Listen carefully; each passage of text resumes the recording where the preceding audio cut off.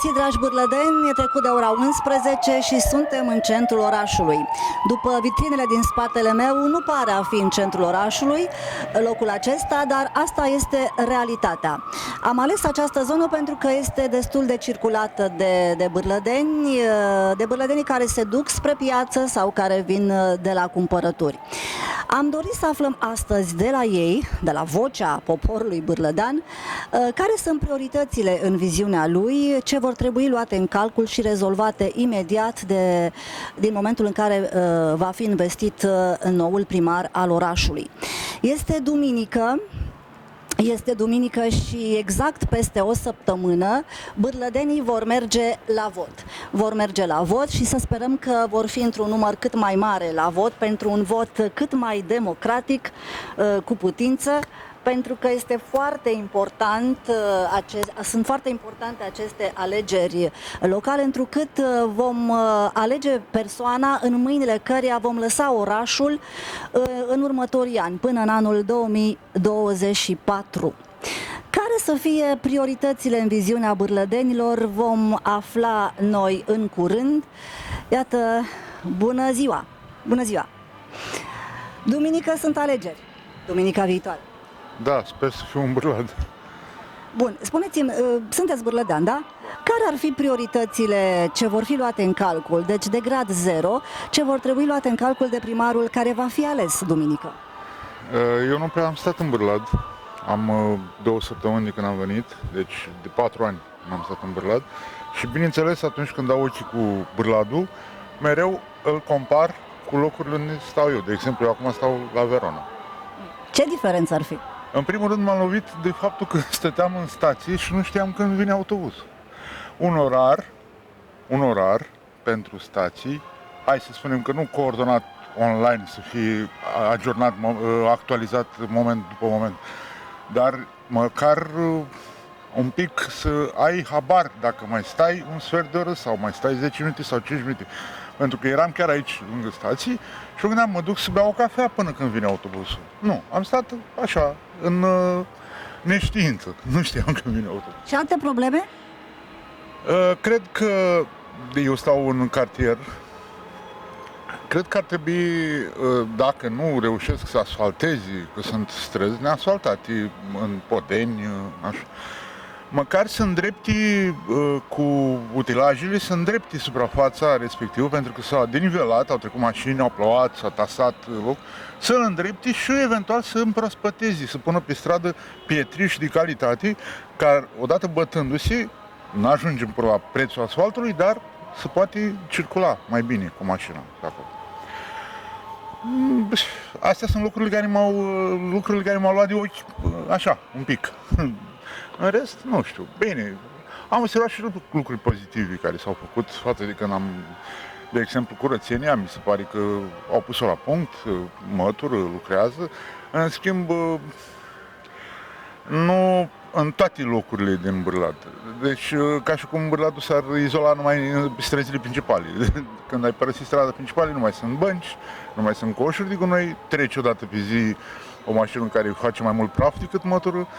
Nu știu, probabil și utilajele sau compania care se ocupă de asta ar trebui să mobilizeze un pic mai serios.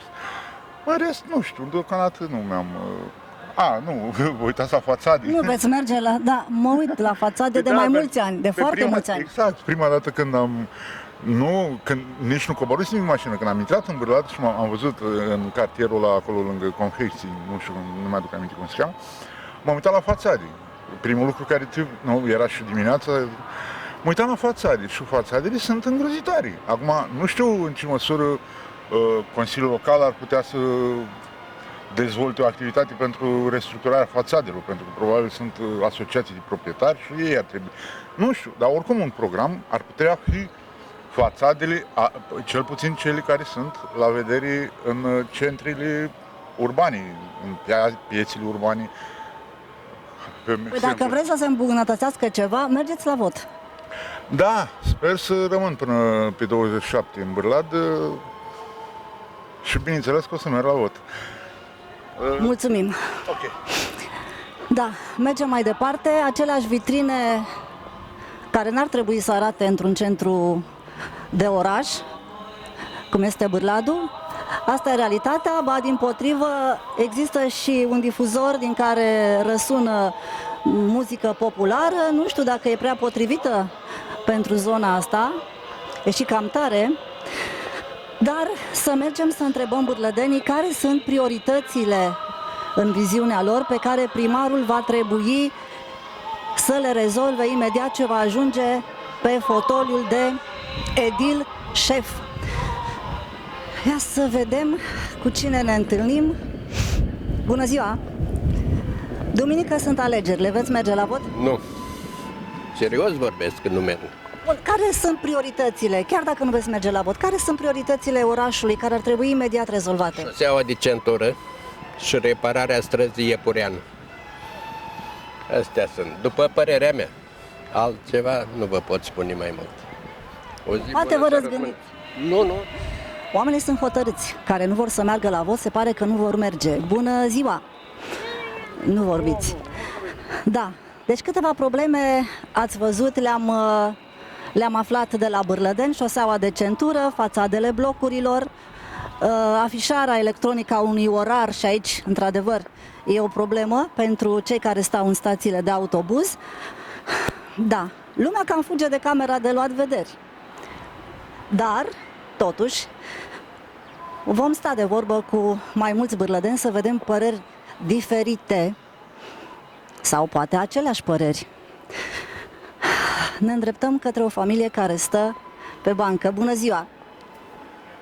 Duminică sunt alegerile. O să mergeți la vot? Cred că da, o să mergem. Spuneți-mi, care sunt prioritățile orașului în viziunea dumneavoastră? Problemele cele mai importante pe care va trebui să le ia în calcul primarul care va fi ales? Mă deranjează, adică prima prioritate zice că e curățenia. Curățenia. Mă deranjează mizeria în oraș. Suntem pensionari, ieșim pe jos la plimbare. Mizeria în general sau de la punctele gospodărești? De la punctele gospodărești, cred că de la punctele... Da, cred că da. Și în rest, nu știm ce să zicem. Da, vârsta noastră prea mult de nu. Da, eu vă spun eu, pentru parcurile de joacă la copii sunt în general depășite. Sunt din fiare, noi știm cum este afară, sunt mai mult din lemn, sunt toate cam la fel, nu au umbră în general, adică ar trebui copaci, așa, și chiar mai mult, chiar curățenii. După aia ar mai fi o chestie cu băncile. Băncile trebuie să arate măcar ca asta, să fie mult mai des și în anumite zone, pentru că sunt bătrâni, copii și chiar și tineri stau. Am văzut multe bănci, deci mult mai multe bănci. S-a mai făcut cât de cât așa. Doar asta să fie cele mai importante? Da, nu. Străzile, asfaltarea, trotuarele, ceea ce acum nu le V-am avem luat în cap. prin surprindere. Nemulțumiri sunt multe, da, dar și străzile. Și lipsa trotuarilor în multe zone, lipsa trotuarilor. Noi suntem pensionari și mergem foarte mult pe jos. Avem mașină, dar mergem pe jos.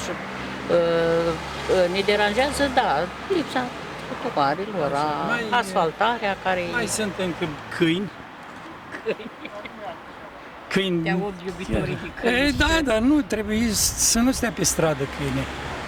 Nu, iubitori suntem toți, da. Așa și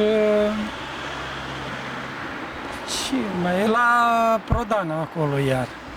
Trebuie curățată balta aia. E ceva de groază. Ați mai fost pe acolo? Am fost, merg destul de des pe acolo. Pe săptămâna trebuie, în rest s-a mai făcut ceva. Dar balta în sine, apa este foarte mizerabilă. Zici că e o... și miroase. Adică nu, ar trebui și acolo, iar... Vă mulțumim! Da. Vă mulțumim! Ne-am luat prin Da, v-am luat prin surprindere, căutăm și persoane mai tinere. Din păcate, tinerii care se aflau pe bănci au dispărut, nu prea sunt responsabili. E adevărat că suntem un oraș mai mult de persoane în vârstă. Bună ziua! Veți merge la alegeri? Nu am 18 ani încă. Nu ai 18 ani. Bun, dar ești o tânără care locuiești în Bârlad. Care crezi tu că ar fi probleme? Nu ești? Bun, mulțumim. Bună ziua! Veți merge la alegeri? Nu votez cu crima organizată. Domnul nu votează cu crima organizată, fiecare are percepția lui. Să mergem. Oricum, bârlădenii vor un oraș curat, e clar, un oraș sigur. Bună ziua! Vor un oraș... Da, domnul nu aude. Un oraș curat, un oraș în care să le fie respectate drepturile și libertățile cetățenești, să fie respectați de funcționarii publici, indiferent unde ar fi ei, în primărie sau în instituțiile subordonate acesteia. Bună ziua! Veți merge la vot? Sigur că da. Spuneți-mi, care sunt, în opinia dumneavoastră, primele 3 probleme urgente care vor trebui rezolvate de primarul care va fi ales duminică?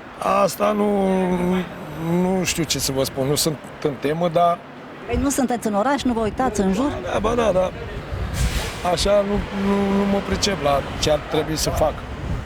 Cred că să fac, să fie mai bine pe la spitale, pentru tineretul, cu case, cu alea, restul nu mai știu ce să... Dar din partea cui sunteți? S-News TV. Domnul Titi, De la cine sunteți? forță. S-News TV. Mai contează de unde suntem, noi ne-am prezentat. Fotografiați pe aici, că de când am murit și auzi nu s-a pus nimic. Uitați aici, pe jos. Da, e adevărat. Și asta e adevărat. Nu s-a făcut nimic. Atunci ce mai vreți? Ce să mai vrea o lume de la ei? Numai nenorociri. Un trai bun. Doar asfaltarea trebuie făcută în oraș. Asfaltarea? Păi ați întrebat persoanele care au câte 500-600 de lei pensie, 700 de lei? Ați întrebat persoanele care iau pensii speciale de sute de milioane? De ce nu luați interviul la oamenii care s-au mărâți? Luați și la... Vedeți că mergem pe stradă, luăm interviu oamenilor pe care îi întâlnim. Îi întrebăm care sunt problemele. Păi dacă îi întrebați pe aia care a luat câte 50 de lei sau 100 de lei pentru vot, ăia niciodată nu va spune că a fost rău în România. Nu, noi vorbim cât de bine e la Bârlad, sau nu e foarte bine. rău. Foarte rău. Cât de bine poate fi? Într-un oraș care nu mai funcționează nimic. Ce să mai funcționeze? O jumătate de confecții și două secții de la IRB. Da, și alea să pe terminat. Și elea, cred că să ia turcul sculii să plece în Turcia. Deci locuri de muncă. Locuri de muncă, sărăcia cât cuprinde, la Vaslui, dinastia Buzatu, dacă ați auzit de dinastia Buzatu. N-ați auzit? Haideți să nu dăm nume că nu e bine. Da, adică ne ferim să spunem... Adică dacă spunem realitatea, trebuie să ne ferim acum. Că e Buzatu, că e Cutare, că e Iliescu, că e Constantinescu. Ce mai... Spunem realitatea la lume. Vin la întrebarea mea. Da. Ce probleme vă deranjează în Bârlad și ați dori să fie rezolvate de edilul viitor? Să dispară toți cei care fac politic 30 de ani din România, să nu mai fie niciunul, nici într-o funcție publică să fie, nici paznic la o primărie să nu mai fie. Asta vrem, să dispară toți hingherii ăștia care n-au știut să facă nimic în viața lor și s-au băgat în politică. Da, mulțumim. Oamenii au foarte multe nemulțumiri legate de politicieni, de activitatea lor. Da, nu ne răspund chiar toți bârlădenii la întrebarea pe care am adresat-o. Vedem un tătic care își plimbă copilul. Bună ziua, veți merge la vot? Duminică? Spuneți-mi, sunteți tătic, sunteți bârlădan? Da. Care sunt problemele care ar trebui rezolvate în primul rând de edilul viitor? Nu știu să spun, dar toate. Nu, Adică câteva. nu știu, dar sunt multe. Ce vă deranjează cel mai mult în orașul ăsta? Gardurile aiurea dintre blocuri și toate astea. Mă duc în treabă. Nu pot să... Dar sunt multe. Da, sunt multe, oamenii nu pot să se adune, se pare, în fața microfonului. Ați văzut, un interlocutor spunea că trebuie să fie revigorată activitatea medicală din Bârlad, pentru că e adevărat, suntem un oraș cu foarte mulți oameni în vârstă și cu foarte mulți oameni cu suferințe cronice. Să vedem pe cine mai întrebăm. Bună ziua! Veți merge la vot? Da. Care sunt problemele în viziunea dumneavoastră? Ce trebuie rezolvate de noul edil? Actualul sau cel care va fi? Cel care va veni. Păi, să le continui pe astea, nu? Ce Centura? vă deranjează? Ce ar trebui să continue? În primul rând să termine centura. E grav, locuiesc pe Vasile Pârvan. E grav. E grav. Apoi, eu știu, o sală de sport. Ce mai fi? Canalizarea. Se adună apa când plouă, cel puțin în zona gării. Din deal scurge, când plouă mai tare, e grav. Priorități în domeniul medical sau învățământului există? Da, cred că mai multe. Trăim în România. Suntem în urmă față de... Mai ales acum pandemia asta. Vedeți-mă, să stai atât pe multe ore pe zi pe calculator, e grav pentru ei. Găsit o modalitate, eu știu, la medicină, până nu să investesc bani în aparatură și degeaba avem oameni dacă nu avem cu ce. Vă mulțumesc! O să mai luăm o opinie, dorim să vorbim și cu o persoană mai tânără, să vedem și ce spune tânăra generație despre problemele cu care se confruntă. Din păcate, tânăra generație ne ocolește, tinerii nu vor să vorbească. Bună ziua, doamnă, veți merge la vot? Sigur, obligat. Da. Ei, cam acestea au fost părerile bârlădenilor luate la cald aici în stradă, în centrul orașului. După cum vedeți, omul avea dreptate. Se circulă foarte greu, nu s-a mai asfaltat de decenii aici în zona hotelului. Ați văzut și vitrinele din cealaltă parte, tot din zona hotelului, unde vin foarte mulți turiști, foarte mulți invitați ai orașului și nu dă tocmai bine, nu e tocmai o carte bună de vizită. Acestea au fost părerile demne de luat în calcul de candidații pentru primăria Bârlad. Campania electorală se apropie de ultima 100 de metri și e bine să aibă în vedere toate aceste opinii. Practic vor trebui luate în calcul pentru că vocea poporului trebuie ascultată. Până la urmă, poporul alege și nu altcineva. Atât pentru moment, sunt Mihaela Niculescu, pe curând!